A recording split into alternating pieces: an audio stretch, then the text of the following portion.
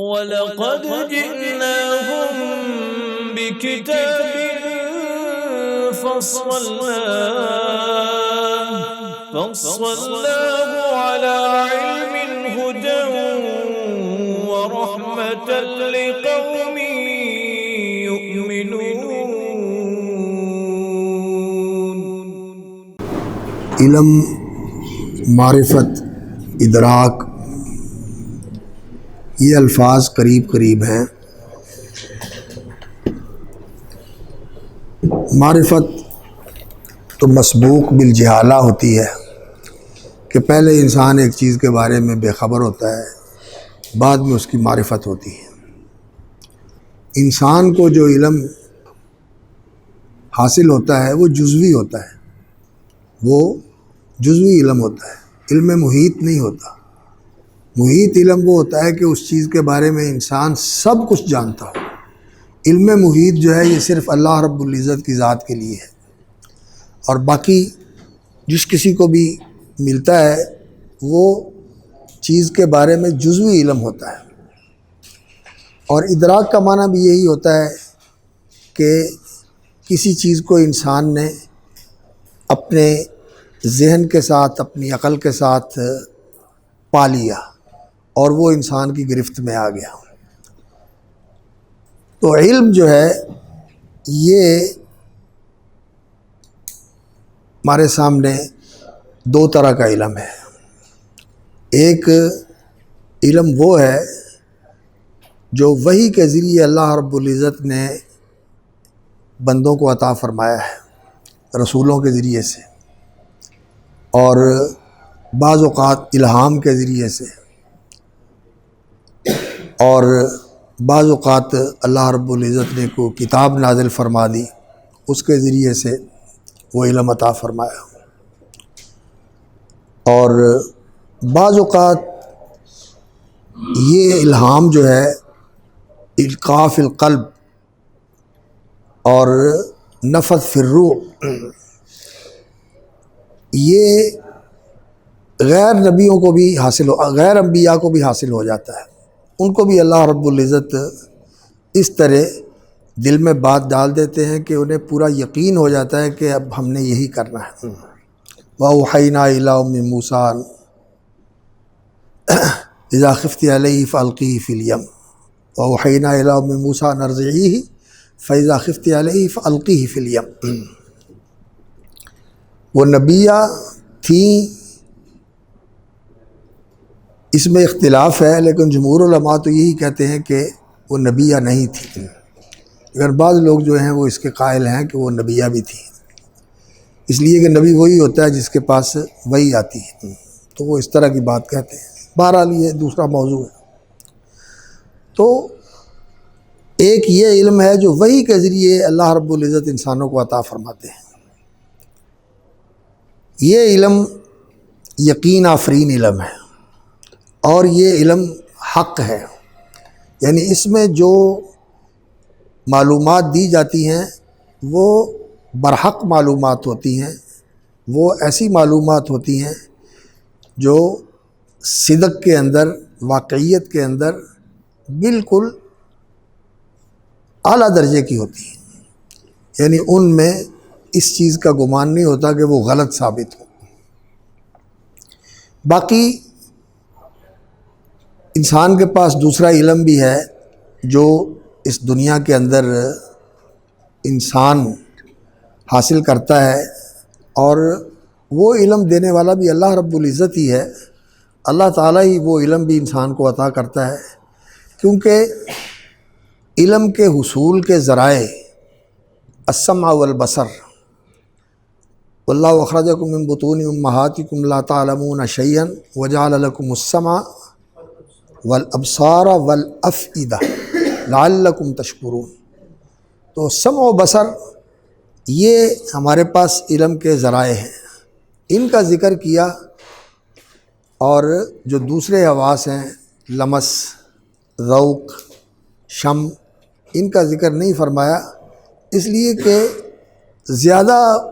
معلومات انسان کو سمع و بصر سے ہی حاصل ہوتی ہیں۔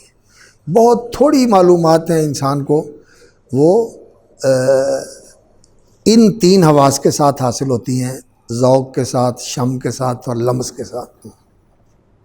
زیادہ تر معلومات انسان کو سمع و بصر کے ساتھ حاصل ہوتی ہیں، تو اس لیے یہ جو بڑے ذریعے تھے یہ بتا دیے،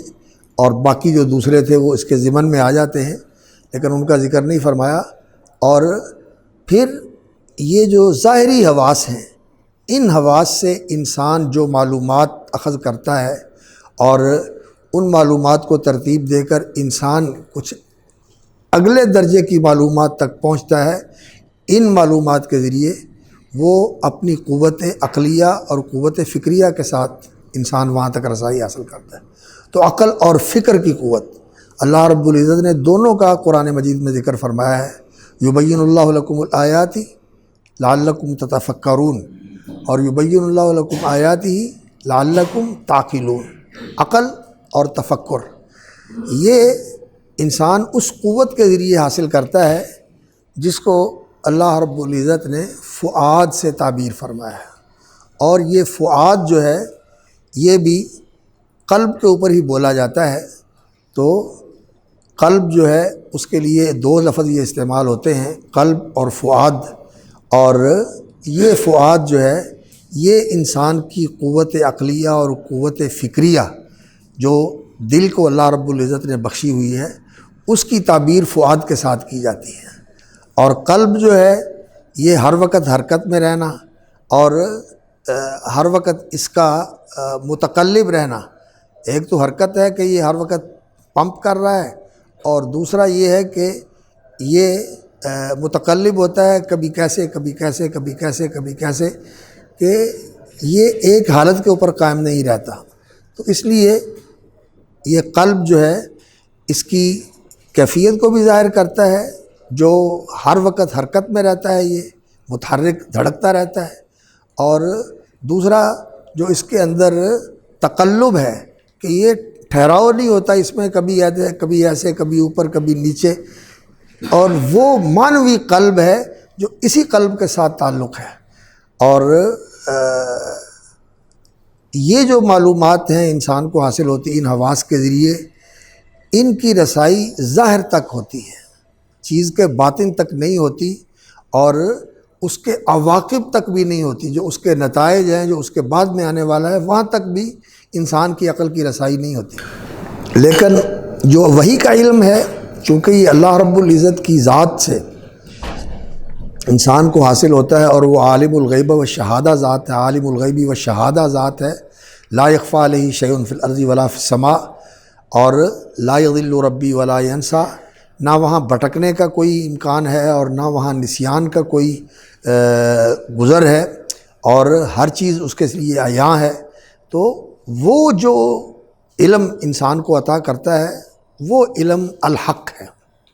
اور وہ یقین آفرین علم ہے، اور اس کے اندر جو حقائق بیان کیے گئے ہیں وحی کے علم کے اندر، وہ ایسے حقائق ہیں جو بدلتے نہیں ہیں۔ وہ اس دور کے اندر، اس زمانے کے اندر جس میں ہم جی رہے ہیں، وہ تب بھی حق ثابت اور قائم اور بالکل یقین آفرین ہیں، آنے والے وقتوں میں بھی ایسے ہیں، اور وہ کبھی بھی نہیں بدلیں گے۔ ہاں، اللہ رب العزت اس کائنات کا نظام بدل دے تو پھر ٹھیک ہے کہ وہ جہان ہی اور ہو جائے گا، اور وہ ہر چیز جو ہے وہ بدل جائے گی۔ یوم تبدل الارض غیر الارض والسماوات وبرزوا للہ الواحد القہار، وہ عالم اور دوسرا عالم ہو جائے گا۔ لیکن یہ جو جس زندگی کے مرحلے کے اندر ہم ہیں، اور جس عالم کے اندر اس وقت ہم موجود ہیں، تو یہاں یہ چیزیں نہیں بدلتی، یہاں ایسے ہی رہیں گی۔ تو انبیاء علیہ الصلوۃ والسلام کو اللہ رب العزت نے یہ وحی کا علم عطا فرمایا، اور اس علم کے ساتھ اللہ رب العزت نے ان کو ممتاز کیا ہے، اور جو ان کے وارث ہیں علماء، اہل العلم، الاحبار والربانیون، اور العلماء الربانیون، العلماء الراسخون، وہ اسی علم کے وارث ہیں۔ اور آج جس سٹیج پہ ہم ہیں، یا جس دور سے ہم گزر رہے ہیں، اس دور کے اندر انسان نے جو علم اپنایا ہے، اور جہاں تک انسان کی رسائی ہوئی ہے اس ظاہری علم کے اندر، یہ وہ سطح ہے کہ شاید پہلے اس سطح تک انسان نہیں پہنچا تھا، کہ انسان نے ایٹم تک رسائی حاصل کر لی اور اپنی عملی قوت کو اس قدر بڑھا لیا ہے انسان نے کہ آلات کے ذریعے ان کی مدد سے انسان کی کارکردگی بہت زیادہ ہو گئی، مشینوں کے ذریعے، آلات کے ذریعے۔ کہاں انسان جو ہے وہ ایک چیز کا وزن اٹھاتا تھا اور وہ منوں ٹنوں میں ہوتی تھی، اور اب یہ کیفیت ہے کہ انسان نے ایسے آلات ایجاد کر لیے ہیں کہ انسان ہزاروں ٹن وزن اٹھا لیتا ہے، کرین ہوتے ہیں اور ان کے ذریعے انسان پورے جہاز کو اٹھا لیتا ہے اور بہت زیادہ وزن اٹھا لیتا ہے۔ تو انسان کی یہ قوت بہت بڑھ گئی ہے، اللہ اکبر۔ تو معلومات بھی بڑھ گئی ہیں اور بہت ساری چیزوں تک انسان کے علم کی رسائی ہو گئی ہے اور انسان کی قوت کے اندر بھی اضافہ ہو گیا ہے، اور آج کا انسان جو ہے وہ یہ سمجھتا ہے کہ علم وہی ہے جس کی ہم تصدیق کر سکتے ہیں اور جس کے بارے میں ہم تجربہ کر کے جان سکتے ہیں کہ یہ صحیح ہے، یہ غلط ہے۔ اور تجربہ گاہ انسان کی دو جگہیں ہیں، ایک تو یہ کہ انسان اس کا لیبارٹری ٹیسٹ کرے اور اس ٹیسٹ کے اندر وہ معلومات جو انسان نے حاصل کی ہیں ان کو انسان اس ٹیسٹ کے ذریعے جان لے کہ یہ صحیح ہے۔ دوسرا، کیمسٹری اور فزکس کے جو اصول ہیں ان کے مطابق، ریاضی اور فزکس کے جو اصول ہیں ان کے مطابق کسی چیز کو جانا جا سکے۔ اور بہت ساری چیزیں ایسی ہیں کہ جن کا لیبارٹری میں ٹیسٹ نہیں ہوتا لیکن ریاضی اور فزکس کے قواعد کے مطابق ان کو جانچا پرکھا جاتا ہے اور وہ صحیح ثابت ہوتی ہیں، اور ان کے ذریعے بھی انسان حقائق تک پہنچ جاتا ہے۔ اور آج جس کو سائنس کا دور کہتے ہیں، علم کا دور کہتے ہیں،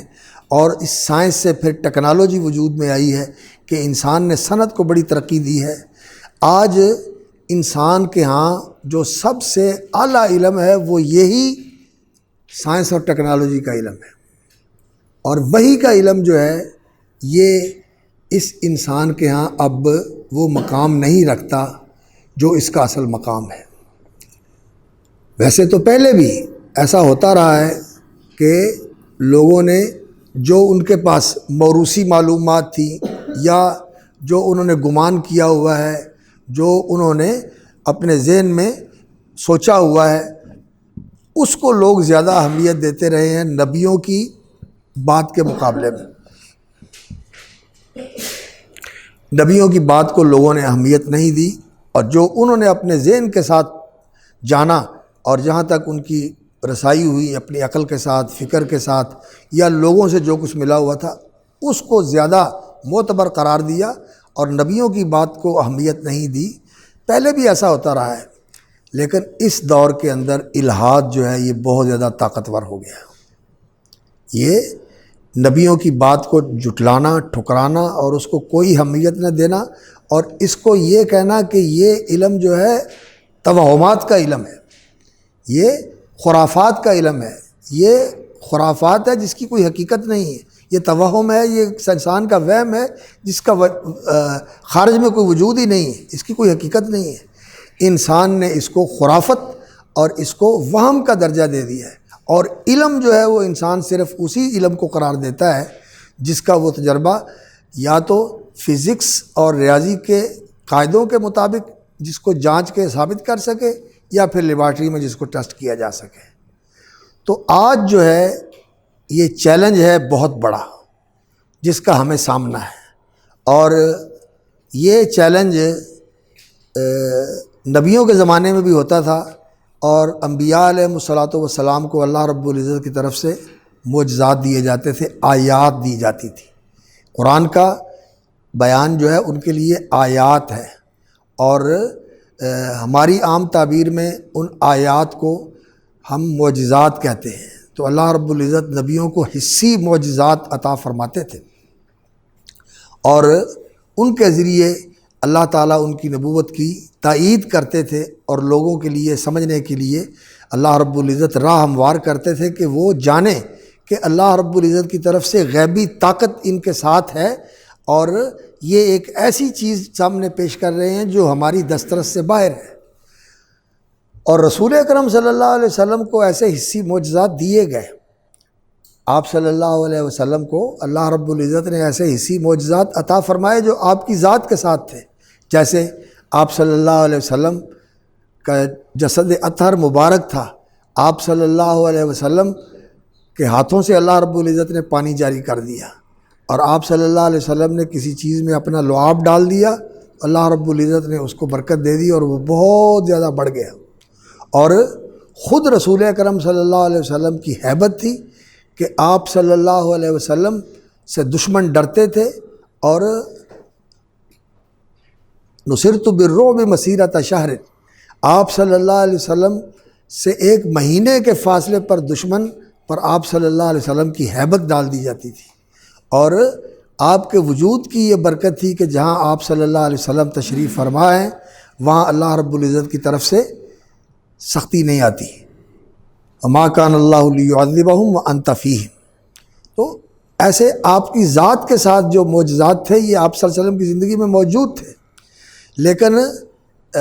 رسول اکرم صلی اللہ علیہ وسلم نے فرمایا ما من نبی الا واوتی علی ما مثلہ آمن علیہ البشر، او کما قال صلی اللہ علیہ وسلم، ہر نبی کو ایسا معجزہ دیا گیا جس کی وجہ سے لوگ ایمان لاتے رہے، اور مجھ کو جو معجزہ اللہ رب العزت نے عطا فرمایا ہے وہ یہ کتاب ہے یتلا، جو کو پڑھی جاتی ہے، اور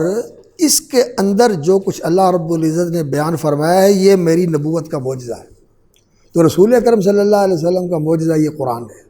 اور قرآن کا دیا ہوا علم ہے، اور قرآن کی دی ہوئی معلومات ہیں، اور قرآن کا بتایا ہوا راستہ ہے، یہ معجزہ ہے رسول اکرم صلی اللہ علیہ وسلم کا، اور یہ آج بھی باقی ہے۔ اور یہ چیلنج اب امت مسلمہ کو درپیش ہے کہ وہ اس سائنسی ترقی کے زمانے کے اندر لوگوں کے سامنے اس کی حقانیت ظاہر کرنے کے لیے کہ قرآن حق ہے، لقد جاءک الحق من ربک، اور اللہ رب العزت نے اس کتاب کو اتارا ہے انزلہ بعلمہ، یہ اللہ رب العزت کے علم کو لیے ہوئے اور اللہ کے علم سے ماخوذ اور اللہ کے علم کے اوپر مشتمل جو علم اللہ رب العزت بندوں کو عطا کرنا چاہتے ہیں، ولا یحیطون بشیء من علمہ الا بما شاء، جتنا علم اللہ رب العزت بندے کو دینا چاہتے ہیں وہ علم اللہ رب العزت کا دیا ہوا اس کتاب میں موجود ہے۔ تو یہ اللہ کے دیے ہوئے علم کے اوپر مشتمل ہے، اور یہ اللہ رب العزت کا نازل کردہ حق ہے، اور اس کی حفاظت کرنا، اس کو سمجھنا اور اس کے مطابق اپنی زندگی کو ڈھالنا اور چلانا، اور اسے اپنی زندگی کے اندر قائم کرنا، اور لوگوں کو یہ بتانا کہ یہ اللہ کی طرف سے ہے، اور ایسا کرنے والوں کے ساتھ اللہ کی مدد ہوتی ہے، اللہ کی تائید اور اللہ کی نصرت ہوتی ہے، یہ اس امت کا کام ہے۔ اور یہ جو علم ہے سائنس کا، ٹیکنالوجی کا، اور آج کے انسان کی جو علمی تگ و تاز ہے اور اس کی پرواز ہے اور اس کا تقدم ہے، اس کے مقابلے میں یہ حق ہے، اور وہ اس کے مقابلے میں کوئی حیثیت نہیں رکھتا۔ اگر وہ اس کے ساتھ موافقت رکھتا ہے تو فبیہا و نعمہ، بہت اچھی بات ہے اور بہت خوب ہے، لیکن اگر وہ اس کے خلاف ہے تو ہم اس کو رد کرتے ہیں، اور ہم اس کی بات کریں گے جو یہ کہتا ہے، قرآن جو کہتا ہے۔ یہ چیلنج ہے ہمارے سامنے، اور اس چیلنج کا سامنا ہے اہل علم کو، اس چیلنج کا سامنا ہے دعاۃ الحق کو، اس چیلنج کا سامنا ہے العلماء الربانیین کو، اس چیلنج کا سامنا ہے انا انزلنا التوراۃ فیہا ھدی ونور یحکم بہا النبیون الذین اسلموا للذین ہادوا والربانیون والاحبار بما استحفظوا من کتاب اللہ، الربانیون والاحبار بما استحفظوا من کتاب اللہ وہ اللہ کی کتاب کے محافظ بنائے گئے ہیں۔ ان کی یہ ذمہ داری ہے کہ انہوں نے اس کی حفاظت کرنی ہے۔ حفاظت کیسے کرنی ہے؟ الفاظ کی بھی حفاظت کرنی ہے، معانی کی بھی حفاظت کرنی ہے، عمل کی بھی حفاظت کرنی ہے، اور اس کی بالادستی کی بھی حفاظت کرنی ہے۔ یہ ساری حفاظتیں ان لوگوں کے ذمے ہیں، اور یہ بہت بڑا چیلنج ہے، یہ بہت بڑا چیلنج ہے۔ ایک طرف یہ جو انسان کی پیش رفت ہے اور انسان نے جو ترقی کی ہے، اور یہ حیران کن ہے، لوگ حیرت زدہ ہیں کہ ہیں انسان یہاں تک پہنچ گیا۔ اور دوسری طرف یہ ہے کہ مادی اعتبار سے جو اس علم کے حامل ہیں، ان کے درمیان اور ان کے درمیان 150-200 سال کا فاصلہ ہے، 150-200 سال کا فاصلہ ہے۔ ہم مادی طور پر ان سے 150 سال یا 200 سال پیچھے ہیں، اور ہم آگے بڑھتے ہیں تو یہ فاصلہ ختم نہیں ہوتا،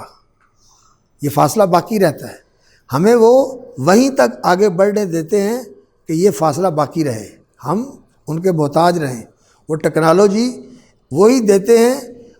جو ان کے لیے ناکارہ ہو جاتی ہے، اور وہ اس سے بہت آگے نکل گئے ہوتے ہیں۔ تو لوگ اس ٹیکنالوجی کو پا کر یہ سمجھتے ہیں کہ ہم ترقی کر رہے ہیں، لیکن ہماری ترقی کا راستہ جو ہے وہ یہ ہے کہ ہم اس علم کے مطابق آگے بڑھیں،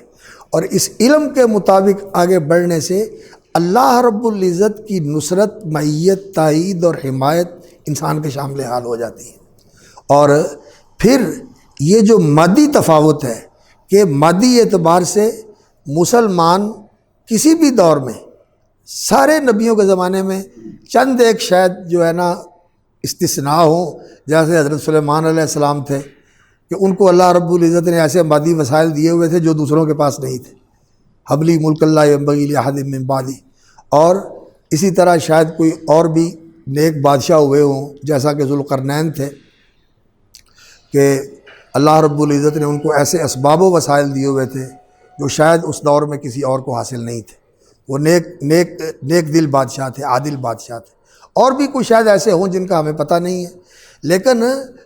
عام طور پر جو تاریخ ہے وہ یہی ہے کہ نبیوں کے ساتھ تعداد کے لحاظ سے بھی لوگ تھوڑے، اور وسائل کے لحاظ سے بھی نبیوں کے پاس وہ وسائل نہیں تھے جو ان کے مخالفین کے پاس ہوتے تھے۔ لیکن آج جو ہے یہ فرق بہت زیادہ بڑھ چکا ہے۔ تو آج ہمیں اس علم کی حقانیت کے اوپر زیادہ ایمان اور یقین پیدا کرنے کی اور حاصل کرنے کی ضرورت ہے۔ یقین کے ساتھ انسان جو ہے وہ دوسروں کے مقابلے میں بھاری ثابت ہوتا ہے۔ اور دوسری بات یہ ہے کہ اس کے مطابق عمل کر کے انسان اللہ رب العزت کی تائید اور نصرت و حمایت حاصل کرتا ہے، اور اللہ رب العزت کی معیت جس کے ساتھ ہو، اپنی خاص معیت خاصہ، یہ جس کے ساتھ ہو تو اسے پھر کوئی خوف اور خطرہ بھی نہیں ہوتا، اور اسے پھر کسی چیز کا اندیشہ اور کسی چیز کا کھٹکا بھی نہیں ہوتا۔ وہ پورے اطمینان کے ساتھ رہتا ہے، کیسے بھی حالات ہوں، کیسے بھی حالات ہوں، اور بظاہر کتنے حالات ناموافق اور نامساعد ہوں، لیکن جب اس کا اللہ کے اوپر یقین ہوتا ہے تو وہ پوری طرح مطمئن ہوتا ہے کہ اللہ رب العزت راستہ نکالے گا، اللہ رب العزت راستہ نکالے گا۔ تو عزیزان گرامی، یہ جو ہماری لائن ہے یہ اس علم کی لائن ہے، اور یہ ایمان اور یقین کی لائن ہے، اور اس علم کے ساتھ ایمان اور یقین کا ہونا یہ لازمی چیز ہے۔ اگر یہ علم معلومات کی حد تک ہو اور یقین اور ایمان نہ ہو تو پھر اس علم کی بے قدری بھی ہوتی ہے، اور اس علم کے تقاضے بھی انسان پورے نہیں کرتا، اور انسان ہمیشہ جو ہے وہ اپنے آپ کو بے قیمت اور اپنے آپ کو بے حیثیت سمجھتا ہے۔ وَنَفْسَكَ أَكْرِمْهَا فَإِنَّكَ إِن تَهُنْ عَلَيْكَ فَلَن تَلْقَى مِنَ النَّاسِ مُكْرِمًا۔ وہ کسی حکیم نے کہا ہے نا، وَنَفْسَكَ أَكْرِمْهَا، اپنی عزت پہچان کہ تجھے اللہ رب العزت نے کیا مقام دیا ہے۔ وَنَفْسَكَ أَكْرِمْهَا فَإِنَّكَ إِن تَهُنْ عَلَيْكَ، اگر تو اپنی نظر میں کمتر ہے، ہیچ ہے، نیچ ہے، تو اپنی نگاہ میں کچھ نہیں ہے، میری کیا حیثیت، میں کیا ہوں، میں کون ہوں، اگر تو اپنی نظر میں ہی گرا ہوا ہے، فلن تلقى من الناس مکرما، تو تیری عزت بھی کوئی نہیں کرے گا۔ انسان کی عزت اگر اپنے وجود میں ہو کہ اللہ رب العزت نے جو مجھے دیا وہ یہ بہت بڑی چیز ہے، اور اللہ رب العزت نے جو میرے لیے رکھا وہ بہت اونچا ہے، تو پھر انسان بڑے سے بڑے کے سامنے بھی کھڑا ہو تو انسان عزت و کرامت کے ساتھ کھڑا ہوتا ہے۔ تو انسان کو اس علم کی قدر و منزلت پہچاننی چاہیے کہ یہ اس دنیا کے اندر سب سے اونچا علم ہے، یہ سپر سائنس ہے، اس کی بتائی ہوئی حقیقتیں برحق ہیں، یہ وہ ازلی اور ابدی حق ہے جو کبھی غلط نہیں ہو سکتا، اللہ کی طرف سے دیا گیا علم ہے، اور اس علم کے ذریعے اللہ رب العزت لوگوں کو بلندیاں، سرفرازیاں، اور اللہ رب العزت ان کو رفعت عطا فرماتا ہے، اور اللہ رب العزت ان کو علو عطا فرماتا ہے۔ رفعت و علو اللہ رب العزت نے اس علم کے ساتھ جوڑا ہوا ہے، اور جتنا انسان کو یہ علم اور اس کے ساتھ عمل حاصل ہوتا ہے اتنا ہی علو و ارتفاع انسان کو حاصل ہوتا ہے، اور جتنا اس علم سے دور ہوتا ہے اسی طرح انسان جو ہے انخفاض و استفال کا شکار ہوتا ہے، انحطاط اور زوال کا شکار ہوتا ہے، انسان نیچے جاتا ہے۔ لقد خلقنا الانسان فی احسن تقویم ثم رددناہ اسفل سافلین، اللہ رب العزت نے انسان کو احسن تقویم کا پیکر بنایا ہے، کیسے؟ بالقوہ، بالقوہ، یہ انسان جو ہے احسن تقویم کا پیکر ہے، اللہ رب العزت نے اسے بہت خوبصورت قوام عطا فرمایا، مادی اعتبار سے، جسمانی اعتبار سے، جسم کے اعتبار سے انسان احسن تقویم کا پیکر ہے، لیکن اس کے باوجود انسان سے خوبصورت چیزیں ہیں یا نہیں ہیں؟ جانوروں میں تتلیاں، چڑیاں، طوطے اور اس طرح کی چیزیں انسان زیادہ خوبصورت ہیں، اللہ رب العزت ان کو کیسے رنگ دیے ہوئے ہیں، اور اللہ رب العزت نے ان کو کیا چیزیں دی ہوئی ہیں، لیکن مجموعی طور پر اللہ رب العزت نے جو انسان کو قوت عطا فرمائی ہے عقل و فکر کی، اور جو اس عقل و فکر کی مدد کرنے والے اللہ رب العزت نے انسان کو ہاتھ عطا کیے ہوئے ہیں، اور اللہ رب العزت نے ان وسائل کو استعمال کرنے کی جو سمجھ عطا فرمائی ہے، اس نے انسان کو اتنا اونچا کر دیا کہ جانور جہاں 1000 سال پہلے تھے آج بھی وہیں ہیں، اور انسان جو ہے وہ ہر سال کیا بلکہ ہر روز اور ہر لمحے ترقی کرتا ہے، آگے سے آگے جا رہا ہے۔ تو یہ مادی اعتبار سے بھی انسان احسن تقویم کا پیکر ہے، لیکن معنوی اعتبار سے یہ انسان کہاں تک جا سکتا ہے علمی اعتبار سے، اور اس کے ساتھ اگر یہ وحی کا علم ہو تو پھر تو انسان بڑی بلندیوں تک پہنچتا ہے، بڑی بلندیوں تک پہنچتا ہے، اوپر جاتا ہے انسان، جنت اوپر ہے، اللہ رب العزت بھی عرش کے اوپر ہے، اللہ کے قریب ہونا، اللہ کا راستہ اختیار کرنا، اور اللہ کے قریب ہونا، من تقرب الیہ، اللہ کے قریب ہونا، لا یزال العبد یتقرب الیہ، بندہ میرے قریب ہوتا ہے، اور بندہ جو ہے وہ یرفع اللہ الذین آمنوا منکم والذین اوتوا العلم درجات، اللہ ان کو اونچا کرتا ہے، نرفع درجات من نشاء اے بالعلم۔ امام مالک رحمۃ اللہ علیہ نے فرمایا علم کے ساتھ اللہ رب العزت انسان کو اونچا کرتا ہے۔ تو بلندی کا سفر، اللہ کے قریب ہونا اور جنت تک پہنچنا، یہ سارے کام اس علم کے ساتھ ہوتے ہیں، لیکن وہ چیزیں ہیں بالقوہ، یعنی انسان کے اندر یہ قوت ہے کہ انسان وہاں تک پہنچ سکتا ہے اگر انسان وہ راستہ اختیار کرے۔ اور یہ جو مادی قوام ہے انسان کا، یہ جسمانی قوام ہے انسان کا، یہ اگر اس کے ساتھ وہ قوتیں فعال نہ ہوں تو یہ پھر یہ جتنے بھی اچھی صورت ہے اور جو کچھ وسائل ہیں یہ انسان کو بلندی کی طرف نہیں لے کے جاتے، ثم رددناہ اسفل سافلین، یہ اسفل سافلین میں چلا جاتا ہے، اور اولئک ہم شر البریہ کا مصداق بن جاتا ہے۔ اور اگر یہ مادی قوام انسان کا سادہ بھی ہو، جسمانی طور پر انسان کی شکل و صورت بالکل سادہ ہو، رنگ بھی انسان کا ایسا ہے کہ جو کوئی کسی کو پسند نہیں، نقوش بھی انسان کے ایسے ہیں، نئے نقش بھی ایسے ہیں کہ جو کوئی پرکشش نہیں ہے، جاذبیت ان میں نہیں ہے، بلکہ بعض اوقات تو ایسے ہوتے ہیں کہ انسان کو اچھے نہیں لگتے، لیکن بہرحال اللہ رب العزت نے بنایا ہوا ہے، یہ اللہ تعالیٰ کی تخلیق ہے اور اللہ رب العزت کی اس میں حکمت ہے تاکہ انسان اللہ کا شکر کرے۔ تو اللہ رب العزت کے ہاں اس کی اہمیت نہیں ہے، ان اللہ لا ينظر الی صورکم و اموالکم، وسائل اور شکل و صورت، اللہ کے یہاں اس کی کوئی اہمیت نہیں۔ ولکن ینظر الی قلوبکم و اعمالکم، عمل، اخلاق اور دل کی کیفیت، یہ جو قلبی کیفیت ہے اللہ رب العزت اس کو اہمیت دیتے ہیں، اس کو دیکھتے ہیں۔ تو انسان اس سادہ شکل و صورت کے ساتھ بھی اتنا بلند ہو جاتا ہے کہ رسول اکرم صلی اللہ علیہ وسلم نے بلال کو اپنے آگے چلتا ہوا دیکھا، جنت میں اپنے آگے چلتا ہوا دیکھا، اور پوچھا کہ تم یہاں تک کیسے پہنچے؟ تو میں جنت میں گیا تو میں نے تمہیں وہاں اپنے آگے آگے چلتا ہوا پایا۔ تو رسول اکرم صلی اللہ علیہ وسلم کو انہوں نے بتایا کہ میرا یہ معمول ہے کہ میں جب بھی وضو کرتا ہوں تو اس وضو کے ساتھ نماز ضرور پڑھتا ہوں۔ فرمایا یہی وہ عمل ہے جس نے تجھے اللہ تعالیٰ نے کہ ہاں اتنا قریب کر دیا ہے۔ تو یہ چیز جو ہے یہ آج کا چیلنج ہے، اور اس چیلنج کا جو مقابلہ ہے وہ اگر ہم چاہیں کہ ہم مادی طور پر اس مقام تک پہنچ جائے جہاں آج کل دوسری دنیا پہنچی ہوئی ہے، جو 150 سال کا 200 سال کا فاصلہ ہم طے نہیں کر سکتے۔ لیکن اگر ہم اس علم پر عمل کر کے اللہ رب العزت کی غیبی طاقت کو اپنے ساتھ ملا لیں، اس لیے کہ اللہ کا وعدہ ہے،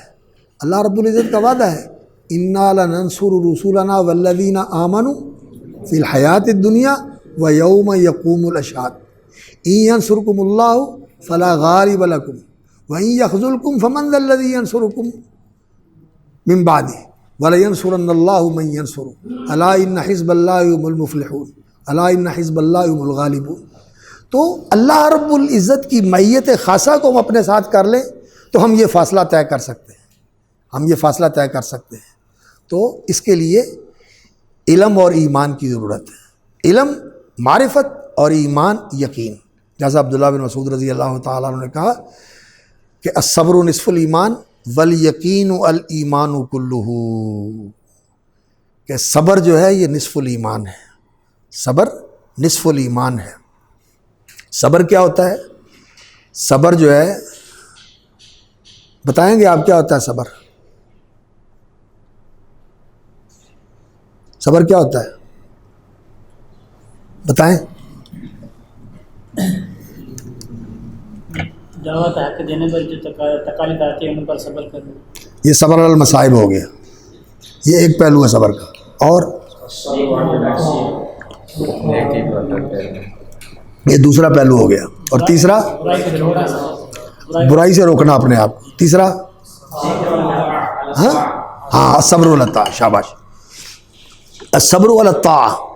فرما برداری کے اوپر صبر کرنا، یعنی جو اوامر ہیں انہیں پورا کیا جائے، ان میں انسان کوتاہی نہ کرے، اوامر کی پابندی کرے، اور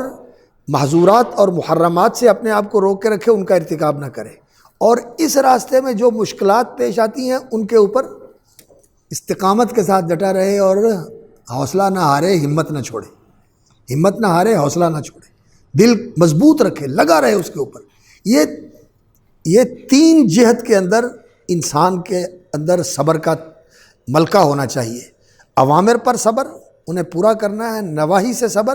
کہ ان کی طرف جانا نہیں ہے، اور اس راستے میں جتنے بھی مشکلات آتی ہیں انہیں بہت ہی عزیمت کے ساتھ، پختہ ارادے اور حوصلے اور ہمت کے ساتھ برداشت کرنا ہے۔ یہ صبر بڑا اونچا مقام ہے، یہ بہت اونچا مقام ہے۔ الصبر نصف الایمان والیقین الایمان کلہ، اور یقین جو ہے کہ اس پر انسان کو جو کچھ ملنے والا ہے وہ کچھ ہے کہ اللہ اکبر، یہاں انسان کی سوچ بھی وہاں تک نہیں پہنچ سکتی، اور یہاں وہ پیمانے بھی نہیں ہیں کہ ان کو بیان کیا جائے ایسا ہے کہ جو اللہ رب العزت نے انسان کے لیے تیار کیا ہوا ہے، اس کا یقین۔ اور یہ جو ہوتا ہے نا کہ کسی چیز کے ملنے کا انسان کو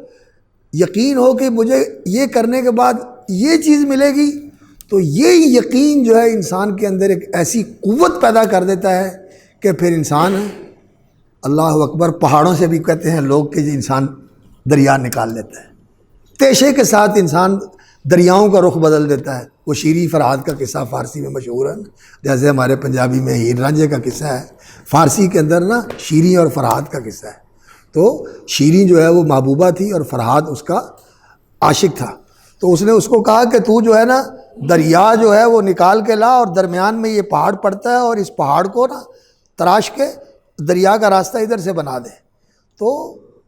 اس نے کہا کہ یہ تو بڑا مشکل کام ہے۔ تو اس نے کہا پھر عشق کیسا جو ہوگا، تو یہ کام ہی نہیں کر سکتا تھا۔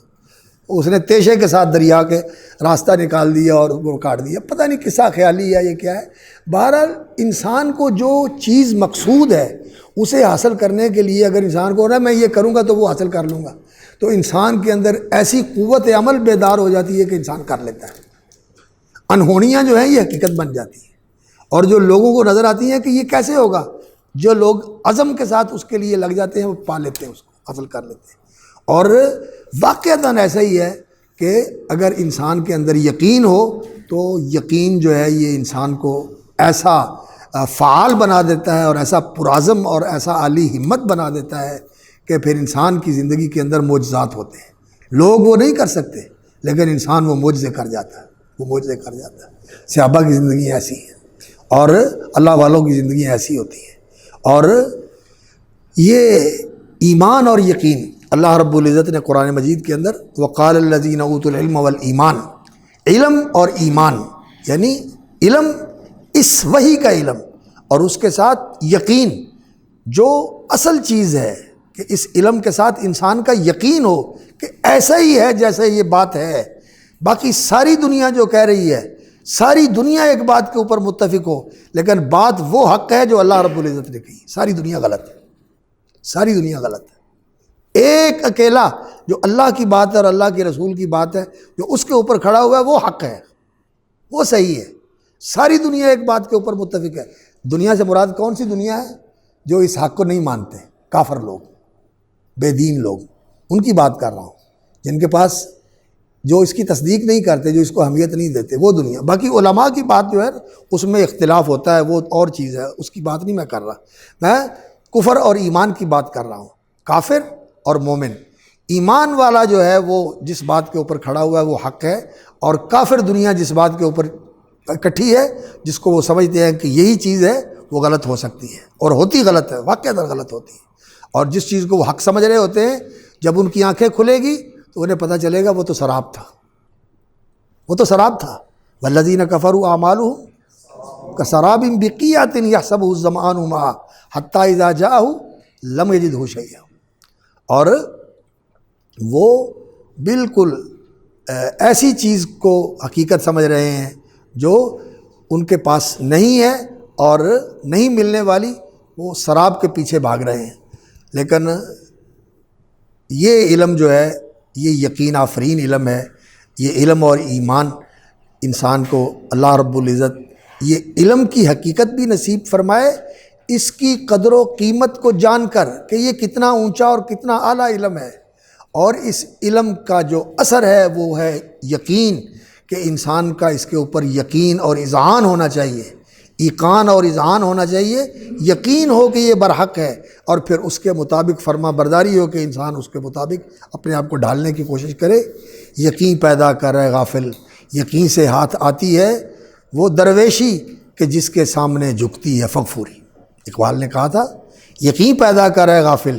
یقین سے ہاتھ آتی ہے وہ درویشی کہ جس کے سامنے جھکتی ہے فغفوری۔ فغفور جو ہے یہ بادشاہ جو ہوتے تھے نا چین کے، رشیا کے، یہ ترکستان ہے، ان بادشاہوں کو فغفور کہتے تھے، یعنی بڑے اونچے طاقتور منگول بادشاہ جو تھے فغفور، جیسے خان ہوتا ہے یا جیسے علی جا نواب ہوتے ہیں، یہ اس طرح کے، یہ فغفور۔ تو یہ ترکی اور ترکستانی اور اس طرح کی زبانوں کے اندر بادشاہوں کا لقب ہوتا تھا، جیسے فرعون اور نجاشی اور اس طرح کے القاب پہلے زمانے میں مصریوں کے لیے اور حبشیوں کے لیے اور عربی زبان کے اندر بھی جو بادشاہوں کے لیے القاب استعمال ہوتے رہے ہیں، تو فغفور بھی ان کے لیے یہ استعمال ہوتا تھا۔ تو اقبال نے یہ کہا ہے یقین پیدا کرے غافل، یقین سے ہاتھ آتی ہے وہ درویشی کے جس کے سامنے جھکتی ہے فغفوری۔ تو اس علم کی قدر و قیمت اور اس علم کے ساتھ پھر یقین، اور یہ جو چیلنج ہمیں درپیش ہے، اس چیلنج کے لیے اپنے آپ کو تیار کرنا کہ ہم نے اس کا مقابلہ کرنا ہے، اور اس کا مقابلہ استقامت کے ساتھ ہوتا ہے، اس کا مقابلہ اللہ کے ساتھ تعلق کے ساتھ ہوتا ہے کہ اللہ رب العزت کے ساتھ انسان کا تعلق ہو، اور انسان اللہ سے لینے والا اور اللہ سے مانگنے والا اور اللہ سے جڑنے والا ہو، اور پھر اللہ رب العزت بندوں کی مدد کرتا ہے۔ فضائے بدر پیدا کر فرشتے تیری نصرت کو اتر سکتے ہیں آج بھی، گردوں سے قطار اندر قطار اب بھی، فرشتے تیری نصرت کو اتر سکتے ہیں گردوں سے قطار اندر قطار اب بھی۔ تو یہ چیز جو ہے یہ اصل ہمارا میدان ہے، اور یہ اصل ہمارا مقصود ہے۔ اس کے لیے ہمیں اپنے آپ کو تیار کرنا چاہیے۔ تو اللہ کے ساتھ تعلق اور اللہ پر یقین اور ایمان، اور اس علم کے اوپر انسان کا اس طرح اس کے اوپر انسان کو اعتماد ہو کہ یہ بہت اعلیٰ چیز ہے جو اللہ رب العزت نے مجھے عطا فرمائی ہے، اور اس کے ساتھ فخر اور کبر اور غرور یہ نہیں ہونا چاہیے، بلکہ یہ جتنی عظمت عطا فرمائی ہے اسی قدر انسان کے اندر تواضع اور انکسار آنا چاہیے، اور اپنی کوتاہی اور اپنی تقصیر کا اعتراف اور استحضار آنا چاہیے کہ یہ جو چیز مجھے اللہ نے عطا فرمائی یہ بہت اونچی ہے، مجھ سے تو اس کا حق ادا نہیں ہوتا۔ تو انسان کے اندر فخر اور پندار کی بجائے انسان کے اندر انکسار اور اپنے کسر نفسی کا اور اپنی کوتاہی کا ادراک جو ہے یہ سامنے ہو، تو پھر یہ علم بہت مبارک بن جاتا ہے، اور پھر اللہ رب العزت کی طرف سے جتنا انسان اپنے آپ کو اس طرح نیچے سمجھتا ہے اللہ رب العزت اسے اونچا کرتا ہے۔ من تواضع للہ رفعہ اللہ۔ اور جس طرح انسان اس علم کے اوپر یقین رکھتا ہے تو اس یقین کی برکت سے ہی انسان کو اللہ رب العزت نوازتے ہیں، اور یہ اللہ سے مانگتے رہنا بھی چاہیے، اور اس کے لیے کوشش بھی کرتے رہنا چاہیے۔ اور اس یقین اور ایمان کو بڑھانے والی چیز ایک تو قرآن مجید کی تلاوت ہے کہ انسان قرآن پڑھے، سمجھ کے قرآن پڑھے، اور نماز میں قرآن پڑھے، اور تکرار کے ساتھ قرآن پڑھے، دہرائے دہرائے